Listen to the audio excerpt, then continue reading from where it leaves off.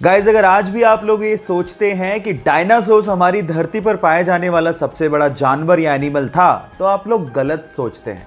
हाँ ठीक है, डायनासोर्स का साइज बहुत ज़्यादा बड़ा होता था। इनफैक्ट कई डायनासोर्स इतने ज़्यादा बड़े थे कि उनकी एक आंख इंसान के हाइट से भी ज़्यादा होती थी, लेकिन वो सबसे बड़े एनिमल कतई नहीं थे। हमारी धरती पर एग्जिस्ट करने वाला सबसे बड़ा एनिमल आज भी एग्जिस्ट करता है, लेकिन वो जमीन पे नहीं है, वो है समंदर के अंदर, और उसका नाम है ब्लू व्हेल। जी हाँ गाइज, आप ठीक सुन रहे हैं। हमारी धरती पर पाया जाने वाला सबसे बड़ा डायनासोर अर्जेंटिनोसोरस था, जिसका साइज ब्लू व्हेल के बराबर ही था, लेकिन उसका वेट एक्चुअली ब्लू व्हेल से आधा ही था। अब आप समझ गए होंगे कि क्यों द ग्रेट ब्लू व्हेल को सबसे बड़ा एनिमल माना जाता है। बेटियां घर की लक्ष्मी होती हैं, बिना बेटियों के घर घर नहीं होता। हम लोग इस पे कितना यकीन करते हैं ये तो मुझे पता नहीं, लेकिन राजस्थान के राजसमंद के पिपलांत्री गांव वाले इस पे बहुत यकीन करते हैं। ऐसा मैं इसलिए कह रहा हूं क्योंकि वहां पर जब भी किसी बेटी का जन्म होता है तो सारे गांव वाले मिलके पूरे गांव में 111 पेड़ लगाते हैं। इसे बोलते हैं रियल में इस बात पर यकीन करना और बेटियों को इज्जत देना। नए छपे गुलाबी रंग के 2000 रुपए के नोट की वैल्यू तो 2000 रुपए है, लेकिन क्या आप इसकी रियल प्रोडक्शन कॉस्ट जानते हैं? अगर आप भी ये सोचते हैं कि 2000 रुपए के नोट की प्रोडक्शन कॉस्ट भी 2000 रुपए है, तो आप गलत सोच रहे हैं। एक्चुअली एक 2000 रुपए के नोट की रियल प्रोडक्शन कॉस्ट मात्र 3 रुपए 54 पैसे है। एक 500 रुपए के नोट की रियल प्रोडक्शन कॉस्ट मात्र 2 रुपए 94 पैसे, और 200 रुपए के नोट की रियल प्रोडक्शन कॉस्ट मात्र 2 रुपए 93 पैसे है। इतनी कम प्रोडक्शन कॉस्ट लेकिन वैल्यू इतनी ज्यादा, ये कैसे हो सकता है?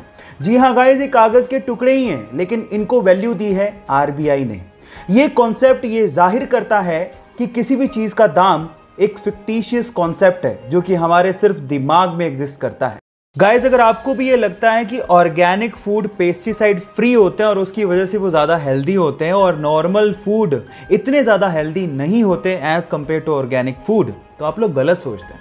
मैं आपको आपकी जानकारी के लिए बता दूं कि नॉर्मल फूड और ऑर्गेनिक फूड दोनों में इक्वल अमाउंट ऑफ न्यूट्रिशंस होते हैं। जी हाँ, और दोनों में पेस्टिसाइड भी यूज होते हैं। तो दोनों में फ़र्क क्या है? दोनों में फ़र्क सिर्फ इतना है कि ऑर्गेनिक फूड में जो पेस्टिसाइड यूज किया जाता है वो नेचुरल होता है, ह्यूमन मेड नहीं होता। इनफैक्ट अगर आप नॉर्मल सब्जियों को भी उतनी शिद्दत से धो के पका के खाओगे तो वो उतने ही हेल्दी होते हैं जितने की ऑर्गेनिक फूड होते हैं। एयर पोल्यूशन आज के समय की सबसे बड़ी समस्या है, और इसका खामियाजा ना सिर्फ नेचर को भुगतना पड़ रहा है बल्कि इंसान भी इससे अछूता नहीं है। पर कनाडा ने अपने यहां पर एयर पोल्यूशन को कंट्रोल करने के लिए और CO2 की मात्रा को कम करने के लिए सन 2015 में दुनिया का सबसे बड़ा कार्बन कैप्चरिंग प्लांट अपने यहां पे इंस्टॉल किया है।